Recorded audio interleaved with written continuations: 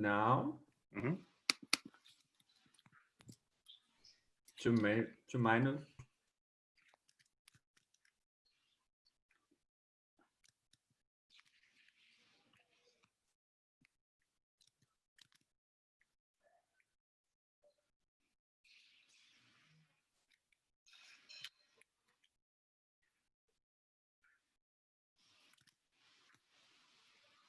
Okay.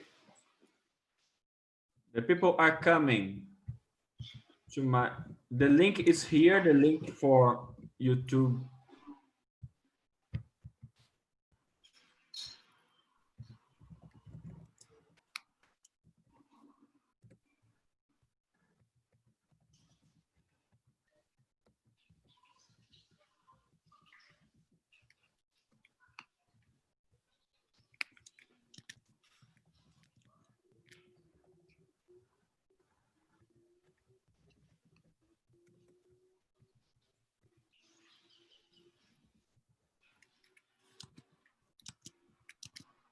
We're coming.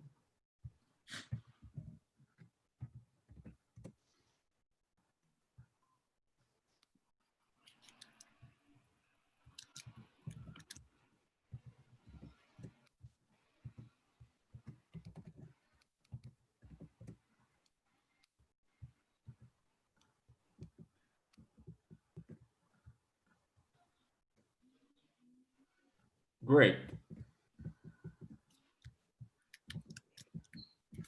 Oi, gente, boa tarde. Meu nome é Rafael Groma. Estamos começando o último DigiLabour Conversations com um convidado mais do que especial, um dos maiores pesquisadores hoje na área de trabalho, na nossa área da comunicação, do trabalho digital, do trabalho por trás da inteligência artificial. O Antônio Casilli é autor do livro Entendant le Robot, uma enquete sobre o trabalho do clique, e também foi coordenador editorial da série documental Invisíveis, também sobre os trabalhadores das plataformas digitais. E hoje o Antônio Casilli vai falar sobre Last Mile Platform Labor, sobre logística, automação e a questão do Covid-19. Hi, Antônio, one more time. Thank you very much for having us today here and tonight there. Yeah. Boa tarde a todos. Infelizmente, eu não falo português, so the rest of this presentation will be in English. And thank you, Rafael and Camila and Fernando, for having me here.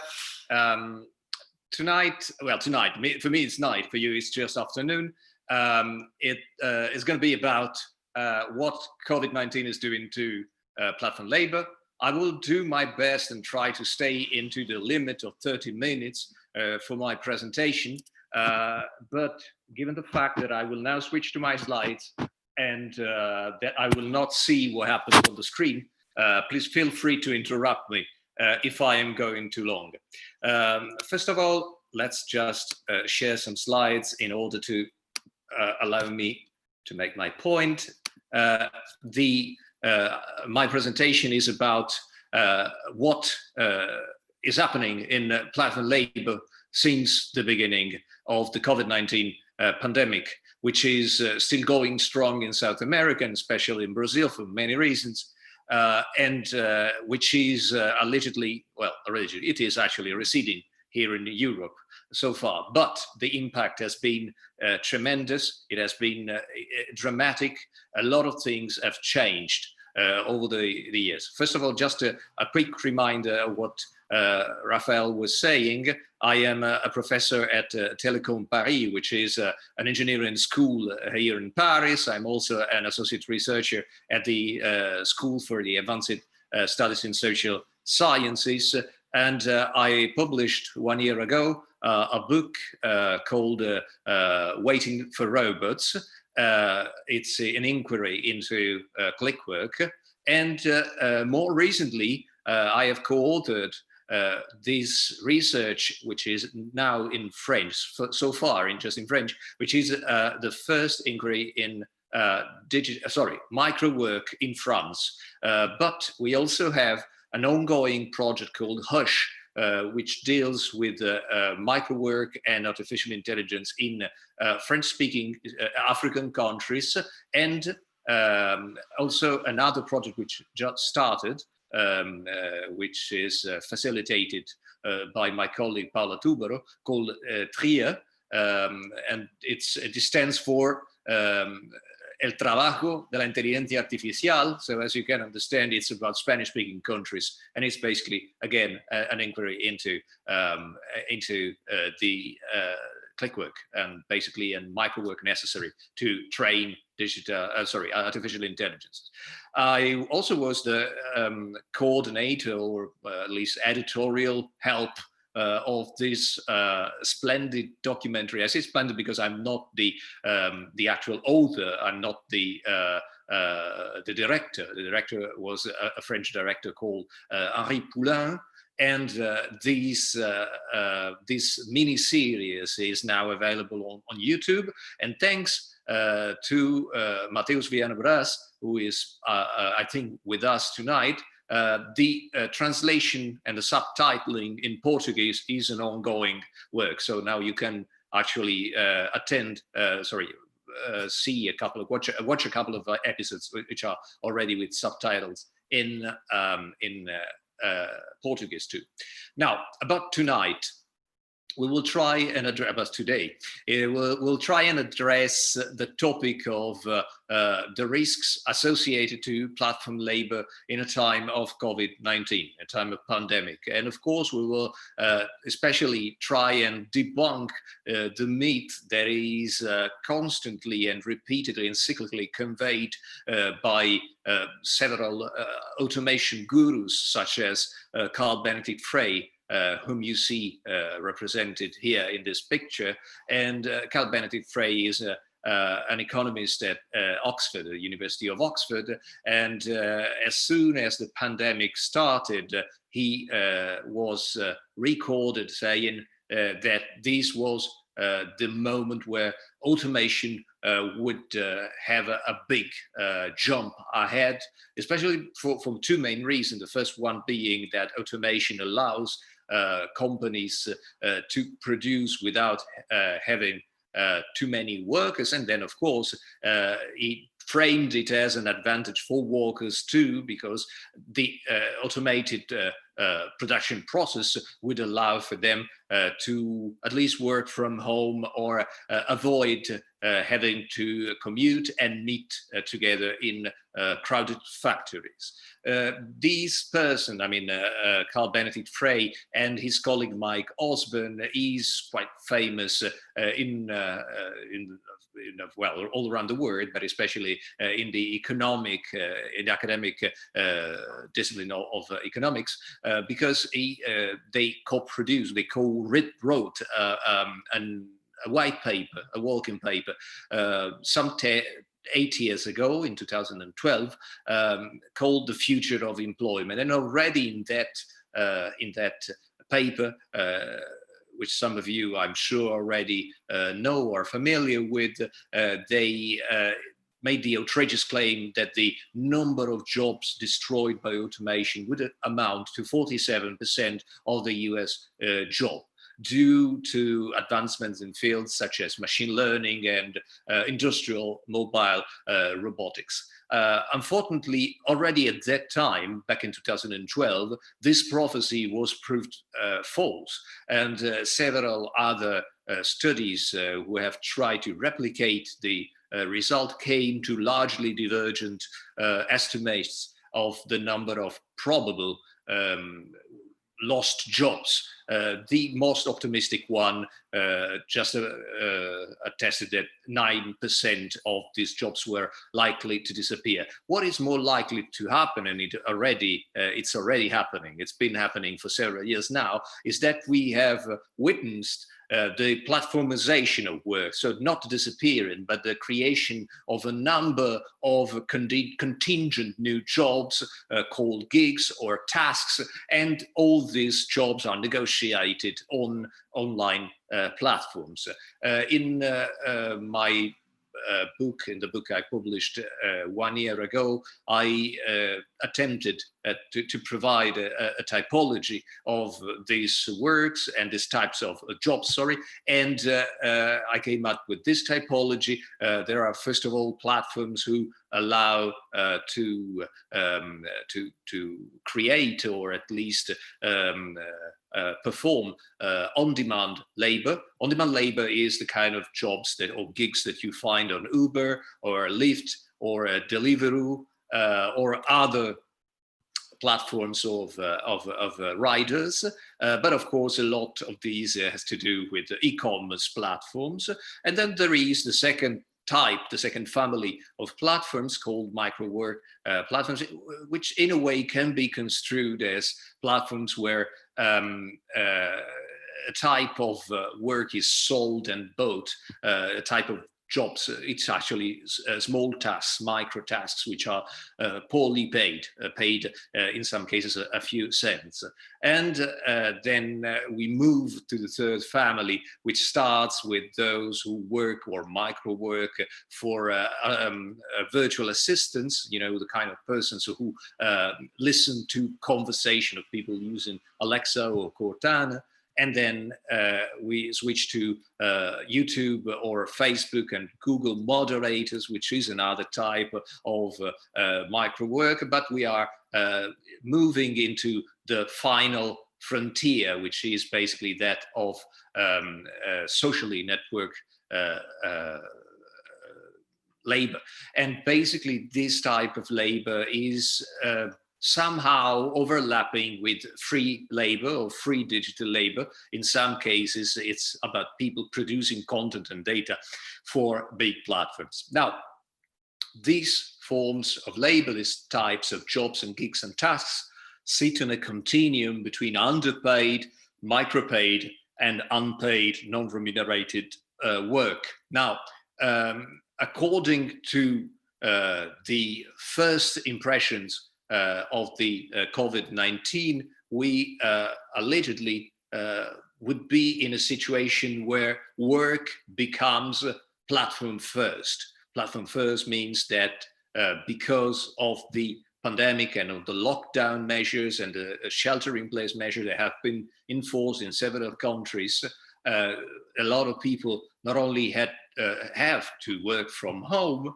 still nowadays, and increasingly so, but more importantly, a lot of persons would lose or will lose their jobs and have to probably work as platform workers, micro workers, or gig workers, or as I learned today, it would be PJ in Portuguese, so the conta PJ. So anyway, micro entrepreneur, self-employed, and so on and so on. The situation is of course a bit more complicated than this platform first prophecy. According to the still sparse evidence that we have at our disposal, there are three main categories of workers as of now, June 2020, around the world. There are, of course, those who telework, and there's a lot of emphasis on those, like they were the only category of workers, people who work from home.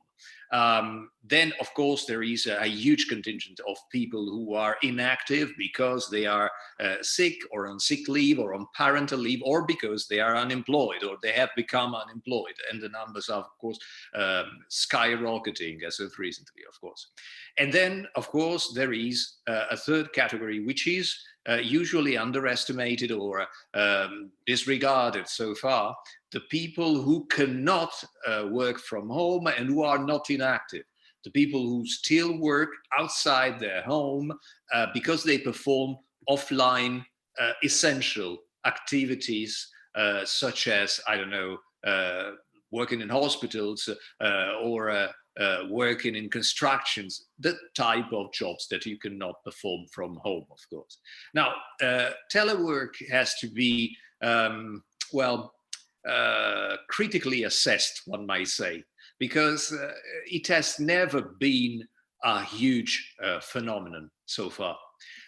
Before COVID-19, the few figures we had at our disposal for countries like the US, for instance, only amounted to 5-7% of the workforce. Of course, COVID-19 pandemic changed this situation, but there seemed to be a kind of a threshold, kind of a glass ceiling, which is around 25-27% of the workforce. Over this percentage, telework is not possible. Only 25-27% during the pandemic are teleworking, working from home, telecommuting. These figures are the same here in Europe, are the same in the US, and are the same in some Latin American countries, such as Argentina. Again, it was 26% in Argentina. The reason is also that telework, is associated to or correlated to social stratification. It's mostly accessible to middle and upper classes, professionals who, of course, have the right equipment, have suitable space at home, have limited care, family care duties, and so they actually can work from home. So and this is something that we will publish in a few days, actually, in a journal called First Monday. It's a collective article that will be soon out. Now, of course, given the fact that telework does not account for the entirety of the workforce, what's with the rest of the workforce? Of course, there is another category, and this allows us to move swiftly towards platform labor, of people who work from home, who are not exactly teleworkers because they are not working for a company. So they are not teleworking for one company, but they are online freelancers. They, of course, given the fact that they can, if they did not lose their job or their gig, they can work from home. They are protected against health risks, but they are exposed to other risks, indirect risks, one might say, like economic ones. There is, of course, the volatility of demand. There is the exposure to global competition. There are also other risks that I would not address as of now. So let's try and establish a map of the risks according to working status. On the horizontal axis, we can put the economic risks. Of course, minus on this axis means that you are pretty safe from that point of view, and plus means that you are exposed to those risks. And on the vertical one, there are health risks. So about teleworkers, they are pretty protected from the economic point of view and from the health point of view. So they are in a situation of relative privilege. The freelancers, they are, of course, protected from the from the health point of view because they can work from home, but they are not protected from the economic point of view. That depends a lot on their personal situation. So they are somehow halfway between safe and unsafe when it comes to the economic situation.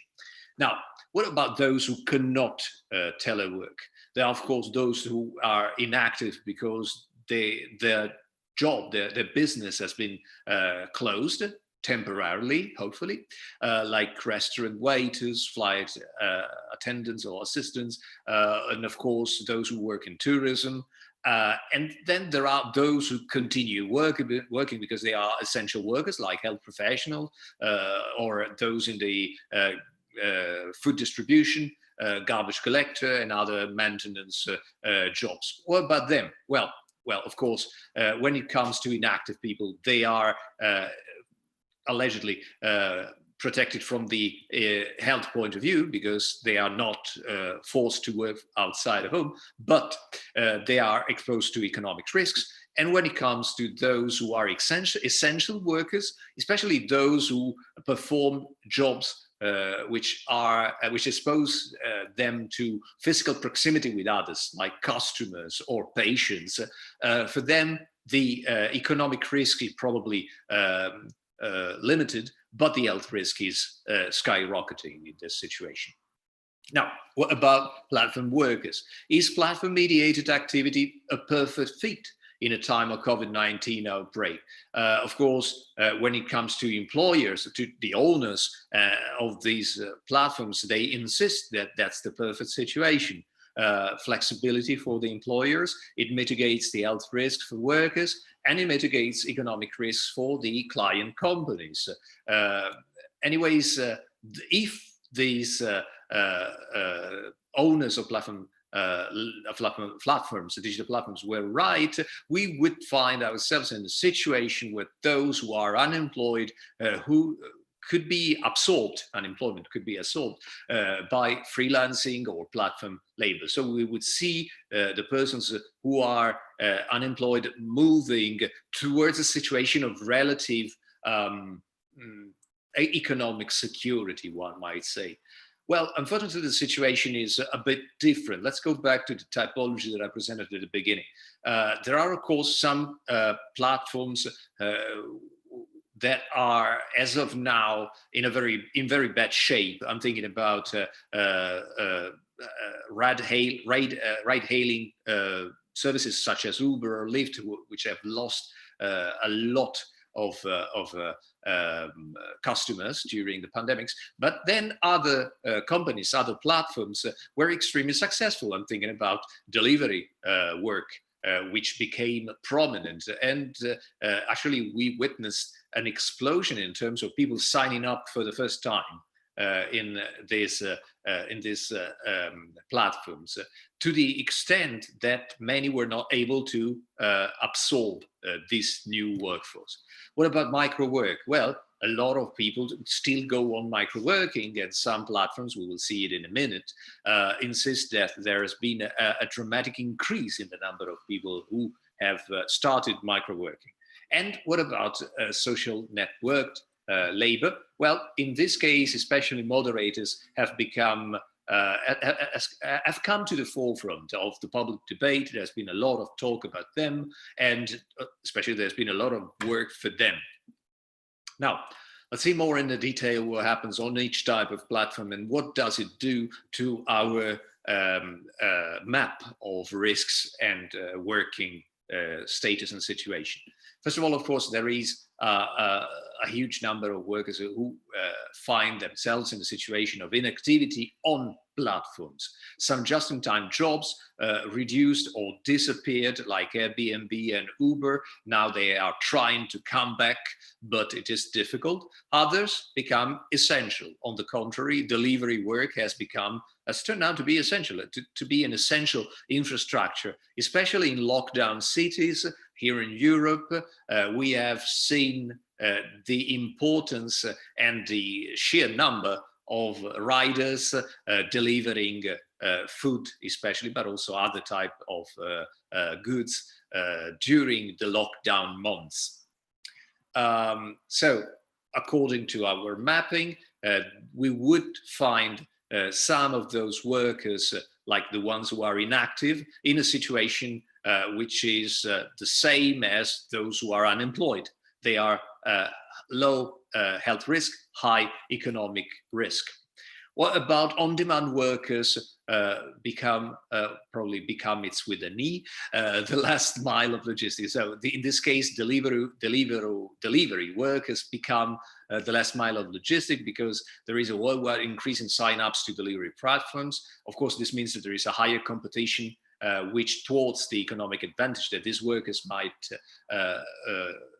experience, because of course several platforms have been lowering the rates for the delivery workers. There is a high health risk for those, despite the fact for those workers, because they work outside and they have some kind of contact with several people, despite the fact that platforms such as Deliveroo try to present their work as contactless delivery. Contactless delivery means that the customer does not have to sign when he or she has delivered. But for the worker, there is still a lot of physical proximity with several human beings. Of course, they have to deal with people in restaurants. They have to ride through the city. They have to touch surfaces which probably are infected, like doors and so on and so on. And so it was necessary in some countries, I'm thinking about Italy and other European countries, to have the justice system get involved to force these platforms to provide workers with gloves, gel, and masks, otherwise they would not provide it. And according to a recent Fair Work Foundation report produced by our friends Mark Graham and Adam Badger and others, half of 120 surveyed platforms now provide bonuses and support for infected couriers, for couriers who are COVID-19 positive. But unfortunately, conditions to make these claims are extremely difficult to meet in the absence of widespread testing, which is, at least in Europe and in North America, unfortunately, an endemic problem, because it is not like South Korea, where testing is pervasive. Testing is still nowadays extremely difficult after several months. So where are they situated on our map?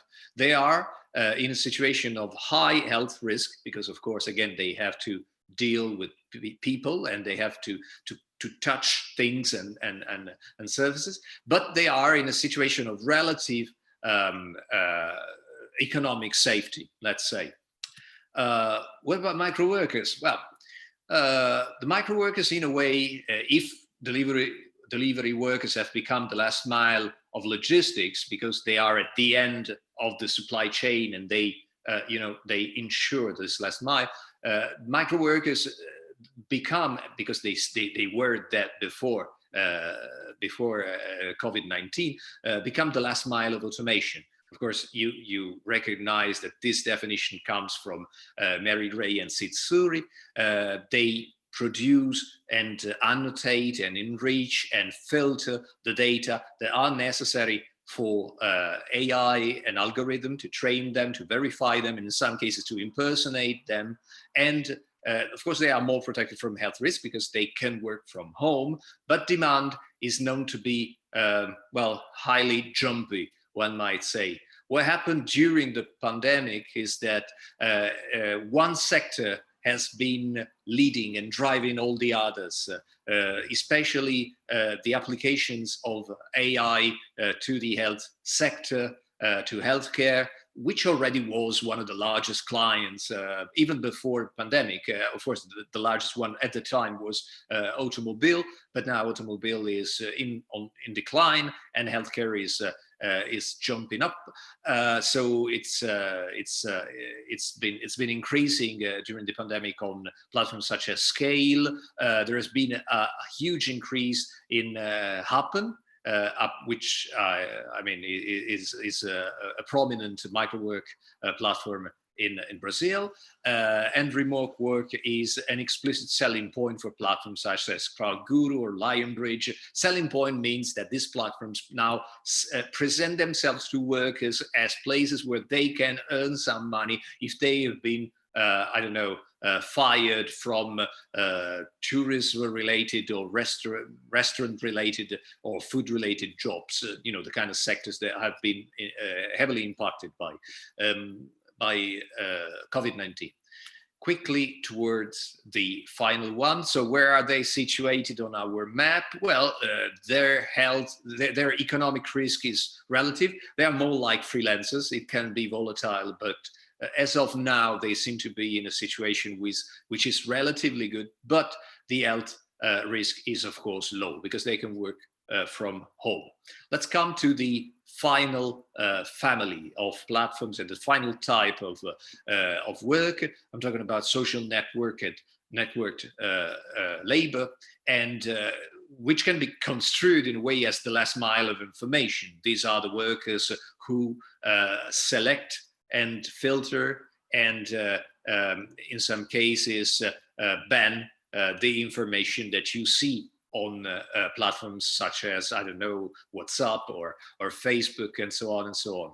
Commercial content moderation, if you are familiar with the work and the research of Sarah Roberts, is an important part of this last mile of information. The people who moderate these platforms are actually rarely performing these kind of tasks from home, for many reasons. The first one is the sensitivity of the data and of the content that they manage. And then the other one is that they sign NDAs, non-disclosure agreements. So it's about confidentialities.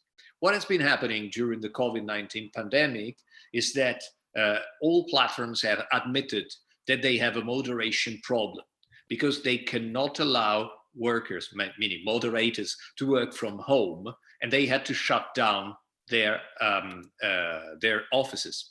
So, for instance, YouTube, as you probably can see on the slide, had to publish a warning according to which moderation would be for several months suboptimal. The same happened with Twitter. Twitter had to actually admit that if we just let the automatic moderation go on, it will not be a good type of moderation, unfortunately. And Facebook, at the beginning, said, don't worry, our algorithm will moderate everything. We have a hyper powerful artificial intelligence. And then 1 month afterwards, Mark Zuckerberg had to admit that moderation was heavily impacted by COVID-19. So as of now, the situation is that moderators have been, first of all, incentivized to go back to work with bonuses. Some of them have accepted them. Of course, it is a health problem for them, but not an economic one. And now, as of the end of April, at least for Facebook, they have been prioritized to return to office as soon as the regulations in different countries allow for it. While other workers, I'm thinking about Facebook, they still go on telecommuting or working from home. So there is clearly a two-speed workforce, at least for Facebook, and this has been going on for years, of course. So where are they situated on our map? Well, they are in a situation of economic, risk, but a mitigated one. So somehow they are in the same situation as micro workers or as freelancers, but they are in a situation of health risk. Not as bad as, of course, delivery workers or people who work in essential sectors and jobs, but they are exposed, of course, to commuting, taking trains and buses to go to work, and of course go in crowded offices. So, what are the overall effects of the pandemic on online labor?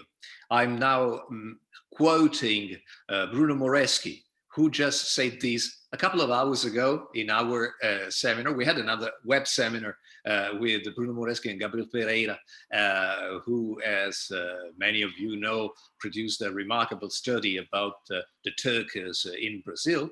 And according to Bruno, we probably are facing, with COVID-19, a Turk way of life. I hope that I'm quoting it correctly. So, are we all becoming Turks? Are we all becoming platform workers, or especially micro workers? The situation is slightly different. According to the few data we have at our disposal so far, our colleagues at Oxford, especially Fabian Stefani and the economist Willy Ledonwirt, have been producing for several years an index of online labor. It's the iLabor index. And according to them, with the beginning of the pandemic, we have been witnessing two different trends. The first one, it's about distancing, meaning the demand for platform labor, especially remote labor, grows as companies switch from on-site to remote freelancers. Not only telework, but also hiring, recruiting more people who are remote contractors, subcontractors. This is the first trend, but is it the prevalent one? There is another one, a downscaling loss effect, because of the recession. which is now becoming a depression, unfortunately for all of us, the demand for online work might diminish as companies face declining revenues, and so they have to cut non-essential workers. And of course, platform workers are the first candidates to go, probably. Well, the overall effects actually seem to go in a direction which is not unexpected. There has been a recent growth in platform labor, not specifically micro work. We're talking about remote labor, which goes from freelancing to micro work to also moderation in some cases. This recent growth has been driven by IT and software sector. And this is also a situation where the supply of labor exceeds the growth of demand, meaning the supply of labor means people who want to work. So people who sign up to platforms because they want to work. There are an increasing number of people who look for jobs, look for gigs, look for tasks, but we are not sure that the market is ready to absorb this surplus. And of course, this also might rhyme with a very bad news like precarization of high-end IT jobs, or people who are hired now to produce more platforms in order to, have more online labor later. And online labor, as you know, is often, especially in this situation, synonymous with precarious and contingent and poorly paid labor. So we are facing a situation where, despite this growth, this is not good news. Well, basically. So the situation seems to go in a direction which is entirely different from what we said at the beginning, what platform owners were suggesting, that platform labor would allow for workers who are now unemployed to move towards a situation of relative economic safety. The situation is unfortunately different. Freelancers are now facing a stronger competition because it's a global one. So they are poorly paid if compared to a situation before COVID-19. They are moving towards a situation in some cases of unemployment or precarious work. And in some cases, there is also the doubt or the fear that some people who are now teleworking might find themselves redundant and turned into platform workers in a few months' time. So these are the bad news that we as Cassandras are, I say we because this is a research that we are doing with Paula Tuber, my co-author, and we will hopefully be publishing it pretty soon in an article. But these are probably the situation we are facing now. So thank you very much. I hope that I did not exceed the time I had at my disposal, and I am available for your questions. And I am also, if you want, available for questions in Portuguese if you feel less comfortable with your English. Thank you. Thank you very much, Antonio. We have many questions for you. Well, okay. The first of one is from Camila Acosta. At the beginning, the arrival of Uber was called a new type of entrepreneurship by the hegemonic discourse.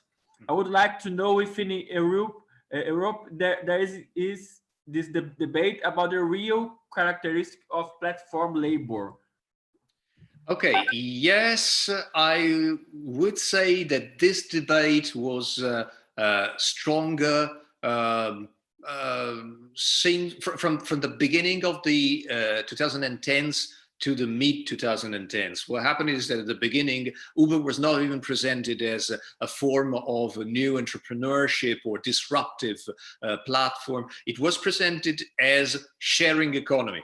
And there is, of course, I would say a huge responsibility of several colleagues of us who came up with this idea and made this idea extremely successful. Pretty soon in Europe, we had to admit that companies such as Uber or Lyft, and then subsequently Deliveroo and so on, were less about sharing and more about profit, of course. And so the new framing around 2014 was that they were the new disruptive innovators. The French even came up with a term which is, of course, quite benign, if you want. Uberisation has a new trend as a way to describe platformization, mainly.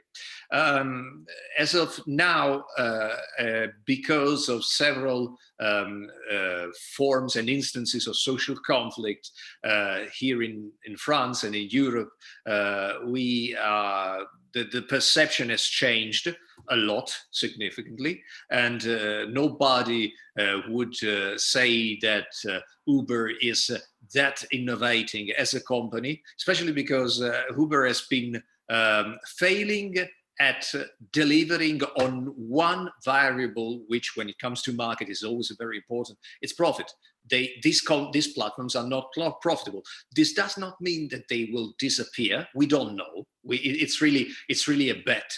We don't know if they will disappear. We only know that they are not producing profits. And this is for many good reasons. The main reason is that they use the money they have in excess to do price dumping and try to kill the competition. So they are trying to kill the competition. In some cases, competition is taxes when it comes to Uber. When it comes to delivery, the competition, who knows what is it? Probably restaurants themselves, despite the fact that restaurants are actually clients of Deliveroo, and so on and so on and so on. So I hope that I answered the question. Okay, thanks. Next question from Claudia Rebecchi. Casilli, in your opinion, what are the main differences between platform labor in Latin America and Europe countries? Listen, I hope that I will have a more precise answer to this in 1 year time, when we will have our TRIA project going strong. As of now, the hypotheses we might formulate revolve, particularly around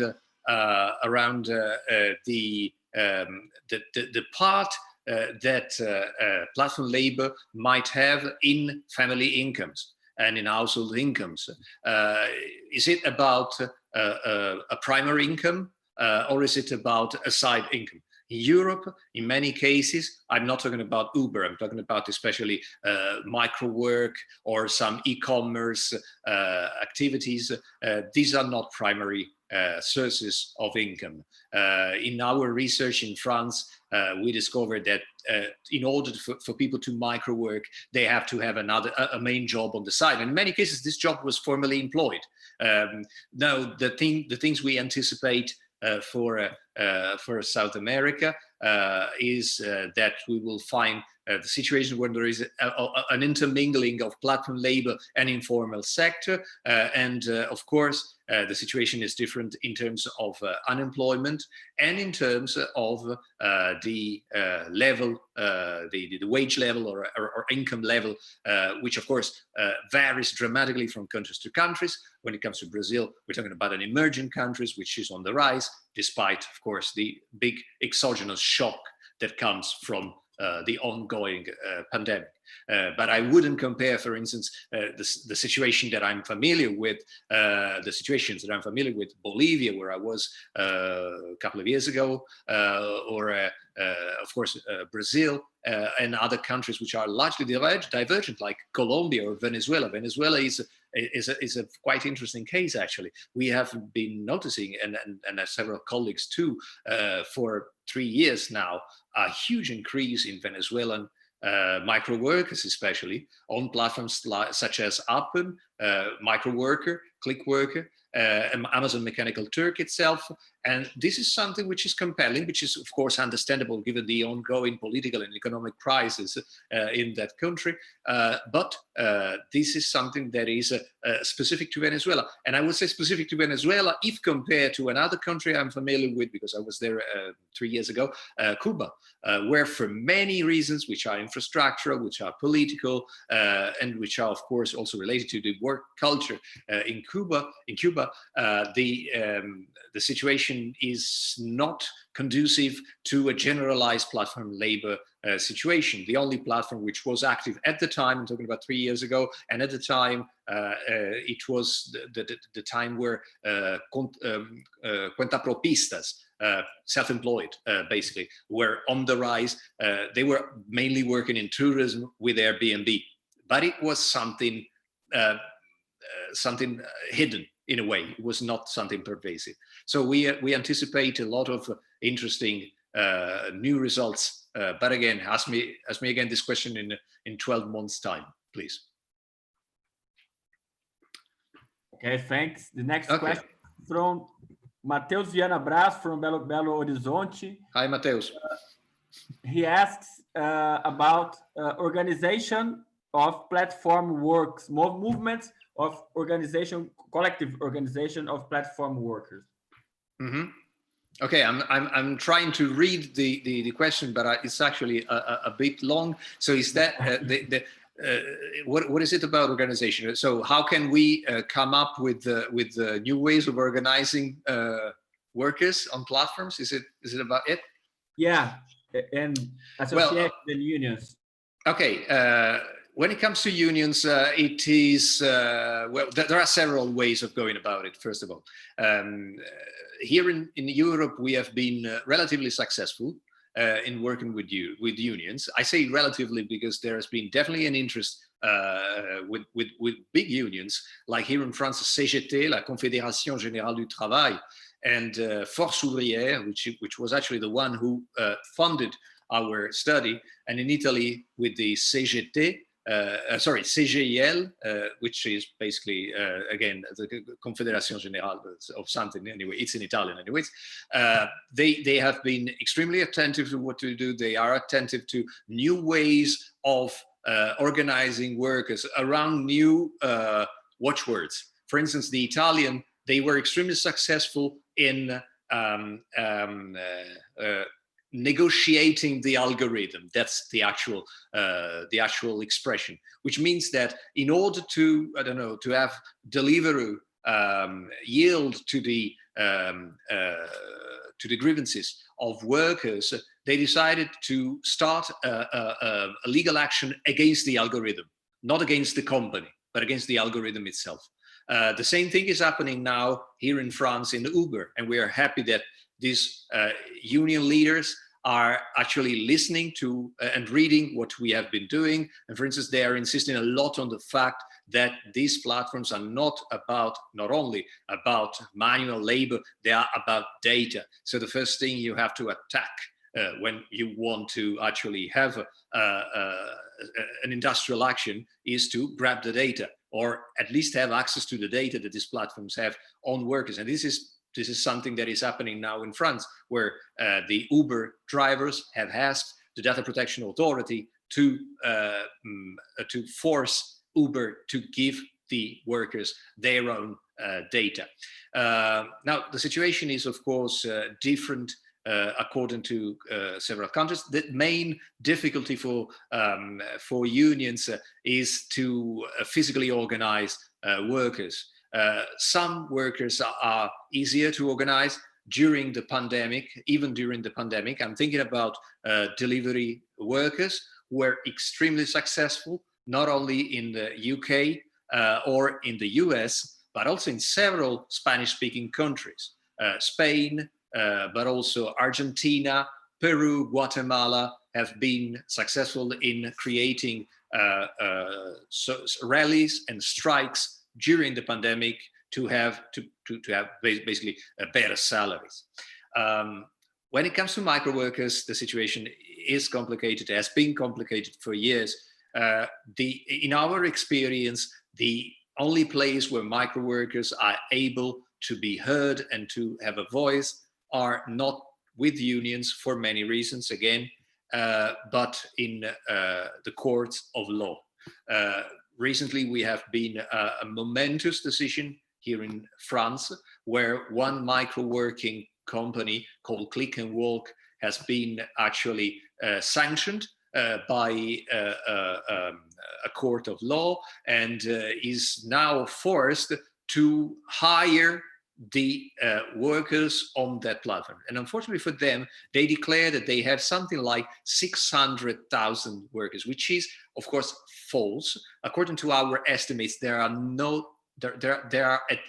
only 250,000 workers in the entire territory of France. So it is impossible that they have this kind of workforce. But now they have to face this. So again, I would say organizing workers, successful when it comes to on-demand labor. When it comes to micro workers, moderators, it is probably a better way so far to use the legal option, the litigation option, I might say. Great. Antonio, do you think we are living an intensification of the taskification of labor?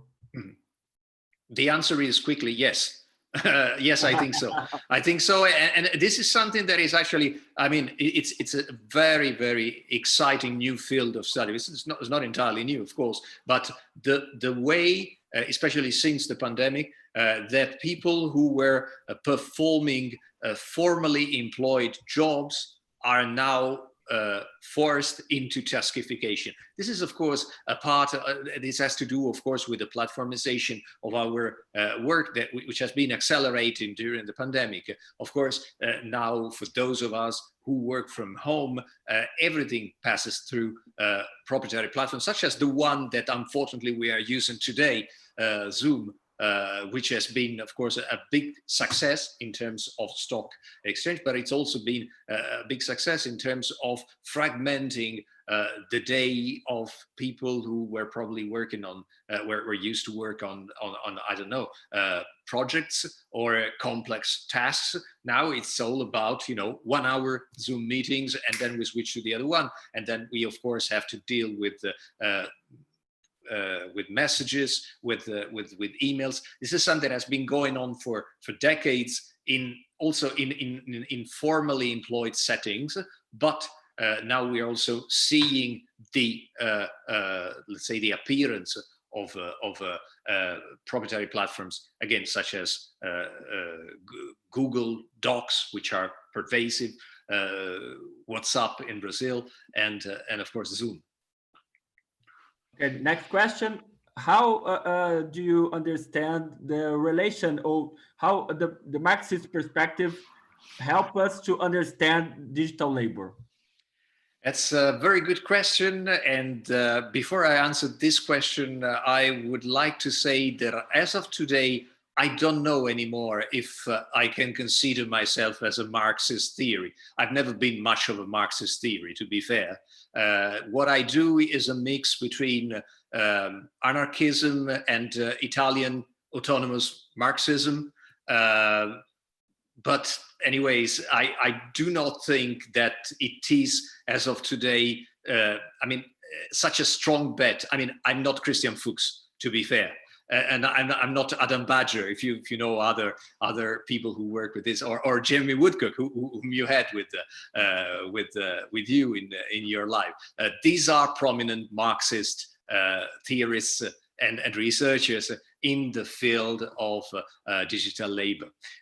What is interesting in the Marxist perspective is, of course, the attention to production. And this is something that, when it comes to how we talk about artificial intelligence, is still nowadays extremely important. I'm surrounded, because I teach in an engineering school, by engineers and computer scientists, and even people who produce artificial intelligence. They have a very limited understanding of the human contribution to what they do. They basically seem to think that the data that they receive, that this data fall from the sky. And whenever I invite them, in some cases I bully them into having a look at what happens on microtasks platforms, they of course recognize that this is important, but they still have a problem in, first of all, understanding how important is this labor, and how, let's say, impossible to eliminate this work is. So in a way, there is a lot of live work that goes into the abstract forms that we call machine learning, or deep learning, of convolutional networks, adversarial networks, all the kind of artificial intelligence that you are familiar with. And again, I don't know if forcing engineers and computer scientists to watch and to recognize this labor is Marxist. If so, then the Marxist perspective is important. The second thing that I would like to add to this, and it's a very quick point, that there is an important and ongoing debate, and I know that at least at DigiLabour, you have been extremely attentive to the ongoing mingling of Marxist perspective and post-colonial perspective. It is a very exciting new field, well, relatively new again, because people talking about the colonial or post-colonial approach to digital labor, they've been around for 10 years now. I remember that Christian Fuchs again published something about imperialism and digital labor back in 2005. Myself, I published something about this in 2017. Nick Coldry, more recently, in his data colonialism. This is something which is extremely important, and which is important especially if you want to create a bridge between this kind of theories and, for instance, the attention to environment problems. I'm especially thinking about one thing that again was reminded to us today by our colleagues Bruno Tedeschi and Gabriel Pereira, is the importance of natural resources into the production of artificial intelligence systems.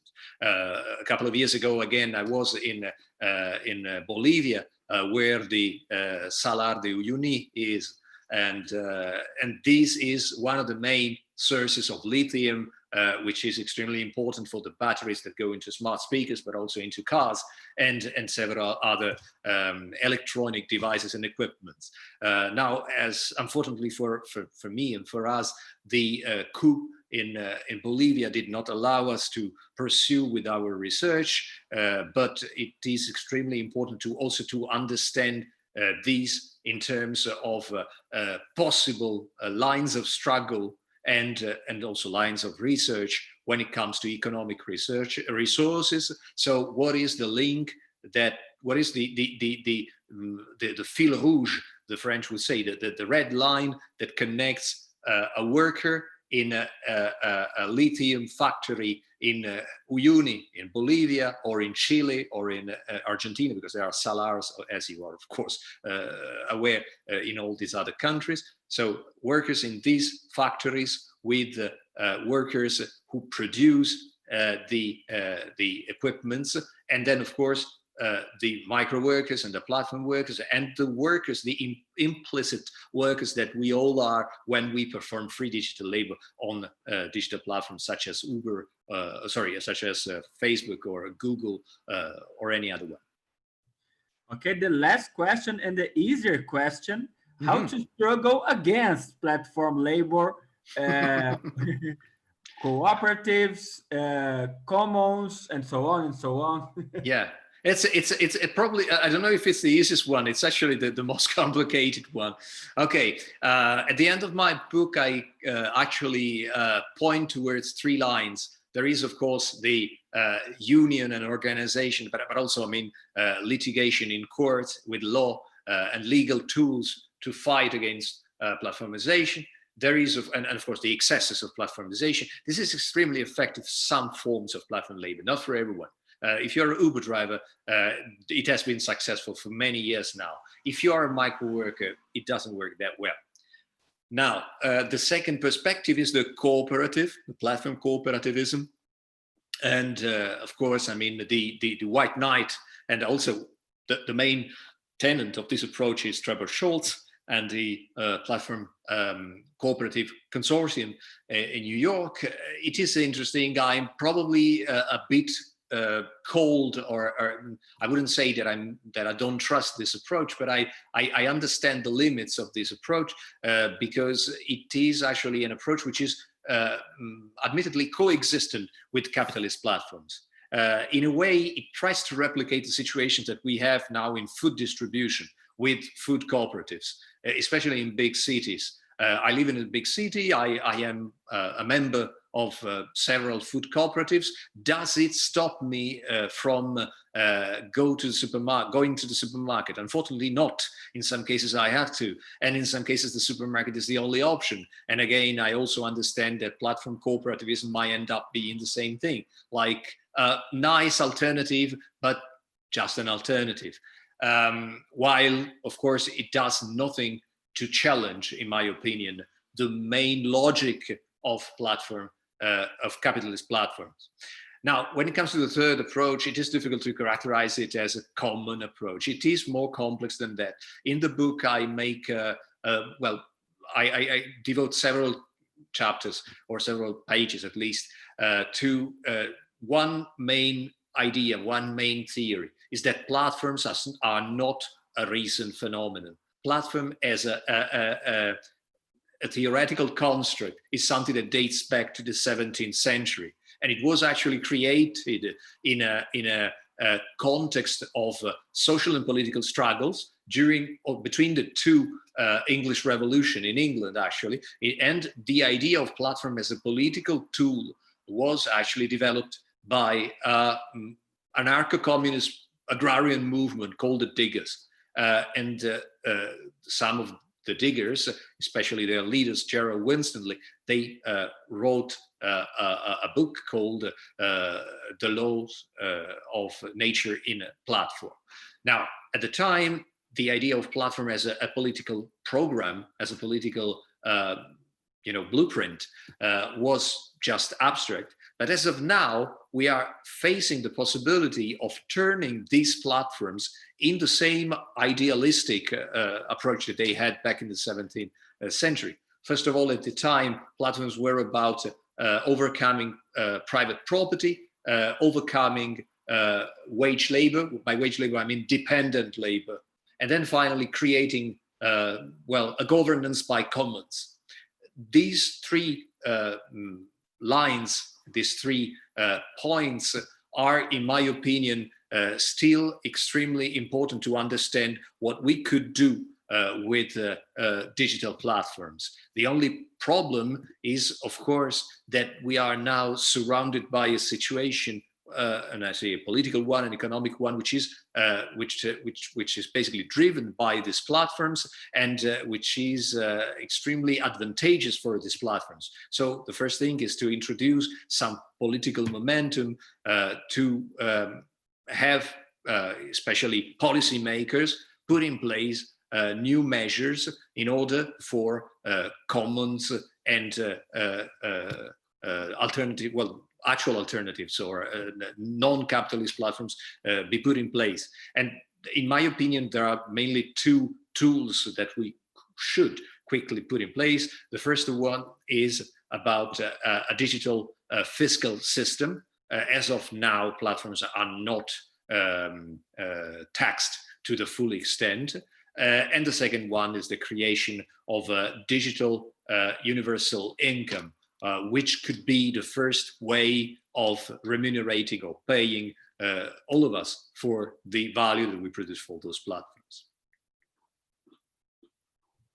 Okay, Antonio, thank you very much for having us today in our last DigiLabour Conversations. I hope you will come to Brazil next year. Yes, definitely. It's a promise. Yeah. Para quem não sabe, o Antônio Casilli ia vir ao Brasil para São Paulo e para Porto Alegre para ficar um tempo na USP e também aqui na Unisinos. A gente espera recebê-lo no ano que vem. Para quem acompanhou até agora, muito, muito obrigado. A conversa continua. O Antônio Casilli está no Twitter, está no Facebook, é uma pessoa super pop e a gente fica muito feliz de continuar essa conversa com você, Antônio. Thank you very much. Thank you, Rafael. Bye-bye.